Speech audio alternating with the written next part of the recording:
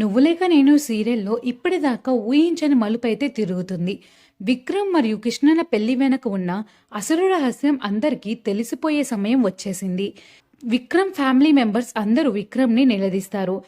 అసలు ఈ పెళ్లి వెనకాల ఏం జరిగింది, ఇంత సడన్ గా ఎలా పెళ్లి చేసుకుంటావు అని ప్రశ్నల వర్షం అయితే కునిపిస్తారు.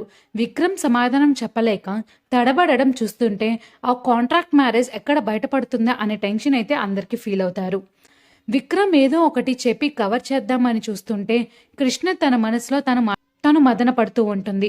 అమ్మో, కాసేపు అయితే అన్నయ్య నోటి నుంచి కాంట్రాక్ట్ మ్యారేజ్ గురించి బయట పెట్టించేలాగే ఉన్నారే అని కృష్ణ అయితే కంగారు పడుతూ ఉంటుంది. ఇంకా విక్రమ్ అయితే రూమ్లో నుంచి బయటికి వచ్చి కవర్ చేస్తూ ఉంటాడు.